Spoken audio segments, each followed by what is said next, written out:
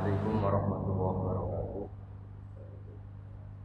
Alhamdulillah wassalatu wassalamu ala sayyidina Muhammadin wa ala alihi wasallam. Amma ba'du. Teman-teman PCI NU Taiwan yang saya hormati, ada Kiai Muhammad Royan, ada Kiai Arif Wahidi, ada Haji Budi Tomo, Ustaz Sarkom dan Ustaz Hedi, semua teman-teman yang saya hormati. Profil khusus Gus Reza. Kebetulan hari ini saya baru ngaji sama tamu-tamu dari Malang. Jadi mungkin saya tidak bisa lama. Tapi saya pastikan bahwa materi siang ini akan saya isi dengan kitab Abu Abdul Farad karangan Sayyid Muhammad bin Alawi Al-Maliki. Sebagai referensi atau sebagai pegangan tradisi NU Nahdlatul Ulama, di mana di antara tradisi yang sering dilakukan itu melafadzkan kalimat-kalimat thayyibah yang kebetulan dipakai tahlil 1 sampai 7 hari atau 40 hari atau 100 hari. Ini penting saya sampaikan supaya bahwa kalimat itu tetap kalimat thayyibah.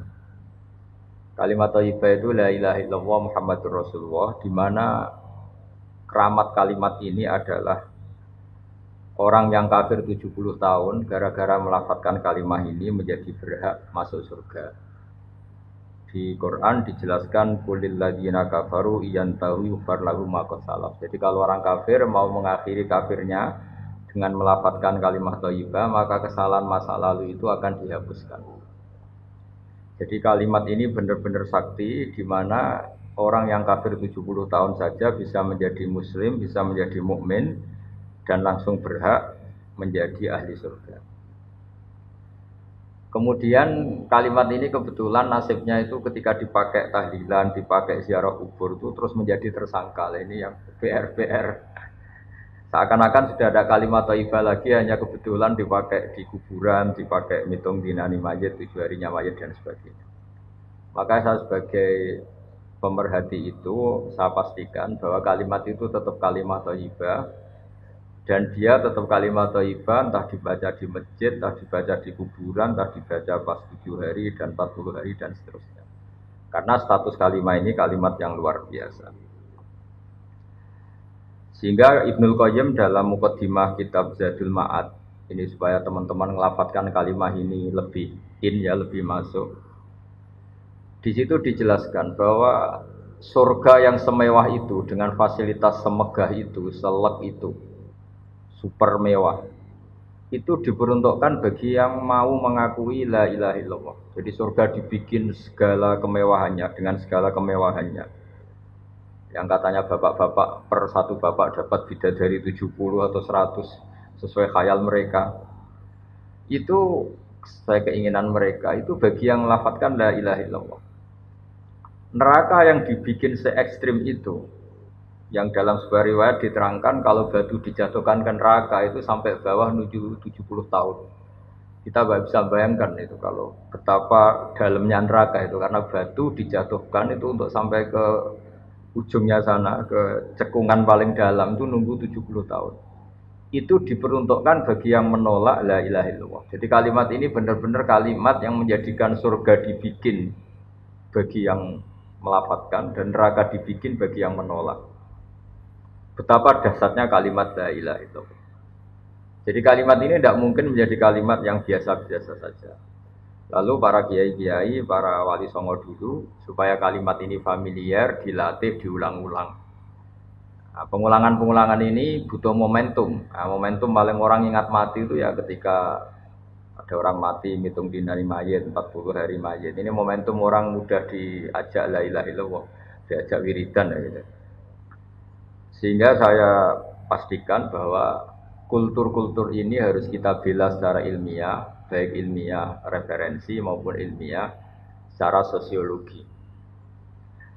Saya ulang lagi, kalimat la ilaha illallah ini kalimat yang begitu sakti, yaitu tadi sampai surga dibikin sebegitu mewah itu untuk yang menerima kalimat la ilaha illallah.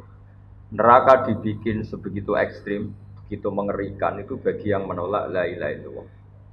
Jika dalam sebuah riwayat diterangkan bahwa la ilaha illallah itu al-mizan, ukuran kamu jadi hamba Allah ndak itu ya sejauh mana Anda mengakui la ilaha illallah dan menolaknya. Sehingga saking spesialnya la ilaha illallah itu suatu saat ini di kitabnya Sayyid Muhammad halaman 102. Wa fihi aidan an Abdillah bin Amrin anin Nabi sallallahu alaihi wasallam anna Musa alaihi salam qala ya Rabbi alimni syai'an azkurka wa ad'uka bi. Ya Allah, ini Nabi Musa itu kan spesial ya karena beliau kalimullah, beliau orang yang dekat sama Allah. Sehingga mintanya itu ijazah khusus, ijazah yang spesialis hanya untuk beliau. Ya Allah, ajarin saya sesuatu yang dengan sesuatu itu saya bisa mengingat Engkau. Terus qala ya Musa qul la ilaha illallah. Ya Musa, kalau kamu ingin ingat saya secara sempurna, lafadzkan la ilaha illallah. Terus qala ya Rabbi kullu ibadika yaquluna hadza. Kalau la ilaha illallah itu semua orang juga melafadzkan la ilaha illallah. Intinya Nabi Musa itu kan enggak ingin lah sama dengan orang NU ya semuanya tahlilan la ilaha illallah. Muslimat fataya di Taiwan di mana-mana juga kalau tahlilan la ilaha illallah. Nabi Musa sebagai kalimullah itu ingin spesial, enggak mau pakai la ilaha illallah karena itu kalimat yang lazim dipakai banyak orang. Inginnya beliau itu spesialis. Kata Allah menjawab qala qul la ilaha illallah. Ya sudah, pokoknya ngelafadzkan la ilaha illallah kata Allah. Nabi Musa masih mengajukan permohonan, ya Rabbi innama uridu syai'an takhussuni bi.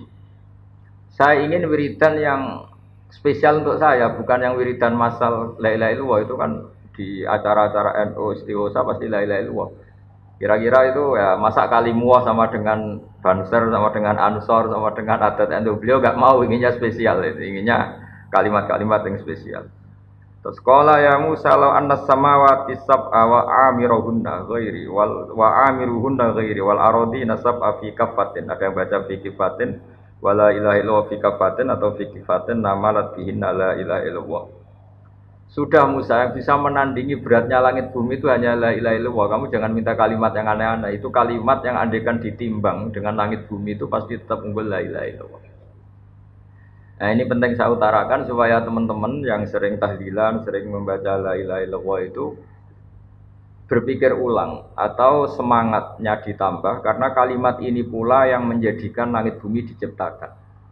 Saya ulang lagi, jadi ketika surga diciptakan untuk yang melafadzkan la ilaha illallah, neraka diciptakan untuk yang menolak la ilaha illallah, lalu dibikinlah dunia. Dunia ini dibikin untuk pelatihan la ilaha illallah. Lalu butuh pelatih, maka diutusnya para rasul supaya melatih la ilaha illallah Muhammadur Rasulullah. Nah, saking begitu spesialnya kalimat ini, sampai ketika Nabi Musa minta doa khusus atau ijazah khusus, tetap saja ijazah dari Allah disuruh melafadzkan la ilaha illallah. Jadi kalimat ini penting sekali. Lalu kalau kita tidak ngaji seperti ini, itu nanti teman-teman tuh hanya misalnya yang mimpin kiai siapa, terus waduh lama itu kalau tahlilan itu. Kalau yang mimpin kiai siapa, wah itu tahlilannya begini. Jadi menyoal lama tidaknya tahlilan itu sejauh mana kita memahami la ilaha illallah. Kalau kita memahami la ilaha illallah adalah kalimat spesial, maka kita menghormati pada orang mukmin yang lain juga gampang. Karena orang-orang mukmin yang kita kira orang biasa atau bahkan orang rendahan, kita tidak bisa menganggap itu orang rendahan karena dia adalah orang yang min ahli la ilaha illallah. Jadi orang menghormati mukmin yang lain itu bergantung cara pandang. Ketika kita cara pandang la ilaha illallah itu spesial, maka pelafadznya siapapun itu akan spesial di mata kita karena dia min ahli la ilaha illallah. Tapi kalau kita menganggap la ilaha illallah itu biasa saja, maka kita akan menganggap yang melafadzkan itu biasa saja. Itu keliru besar. Kalimat ini adalah kalimat yang andaikan kesalahan kita seberat langit dan bumi dibandingkan kalimat ini, pasti yang unggul kalimat ini. Sehingga dalam satu riwayat ada orang yang salahnya itu banyak sekali. Ini saya baca ya, ada kata ini di riwayatnya Ahmad bin Hambal. Kata Rasulullah sallallahu alaihi wasallam, "Innallaha ta'ala yastakhlisu rajulan min ummati ala ru'usil khalaiq." Ada orang dipinggirkan Allah, dipanggil sendiri, kemudian dipertontonkan di depan banyak orang. Fayan suruh ali tis'atan wa tis'ina sijilan. Dia dipertontonkan ke khalayak rame bahwa ada box kesalahan 99 box kesalahan. 99 kotak kesalahan. Kullu sijilin minha misumatil basar. Setiap box itu sepanjang mata melihat. Jadi saking besarnya per box. Per boxnya itu sepanjang mata melihat. Ya, kira-kira per kesalahan itu berdurasi 10 kilo lah. Jarak. Sumayaqulu atunkiru min hadza syai'an. Kamu ngakui bahwa ini yang kamu lakukan semua. Singkat cerita orang itu ngakui. Terus Allah fayukhriju bitaqatan fiha asyhadu alla ilaha illallah wa asyhadu anna muhammadar rasulullah. Jadi saya ulang lagi ya, dia punya 99 kotak kesalahan, per kotak itu sepanjang mata melihat. Jadi saking besarnya, saking tingginya. Jadi dilihat ke atas sepanjang mata melihat, dilihat menjauh juga sepanjang mata melihat. Lalu dikeluarkan kotak kecil. Terus si orang tadi bilang, "Ya Rabbi ma hadil bitaqah ma hadis sijillat." Lalu apa artinya kebaikan yang satu kotak kecil dibanding kesalahan 99 yang sebesar itu? Terus kata Allah, "Innaka la tuzlam." Kamu tidak akan terdolimi. Terus fatu da'u sijillat fi kafatin, ada yang baca fi kifatin wal bitaqah fi kifatin. Qala fato sati sijillat wa taqulat al bitaqah. Fala yasqulu ma'asmillahi ta'ala syai'un. Jadi ketika 99 box tadi ditimbang dengan satu kotak kecil yang berisi la ilaha illallah Muhammadur Rasulullah, itu menang kotak kecil yang berisi la ilaha illallah Muhammadur Rasulullah. Karena nama Allah ini tidak akan tertandingi, nama Allah ini tidak akan terkalahkan. Jadi ibaratnya beginilah, para malaikat itu kalau ditanya, ini satu timbangan kecil tapi ada nama Allah, dengan yang sebesar itu, sebanyak itu tapi tidak ada Allahnya. Tentu malaikat akan milih yang ada Allah, yaitu la ilaha illallah. Jadi ini penting saya utarakan supaya para pelafaz la ilaha illallah itu meyakini bahwa kalimat ini spesial. Sehingga tidak risau, tidak susah ketika itu dituduh bid'ah atau dituduh khurafat. Karena kalimat ini tetap thayyibah. Kalimat ini tetap spesial. Bahwa guru-guru kita ngajarin ketika untuk 1 hari mayat atau 7 hari itu kultur saja.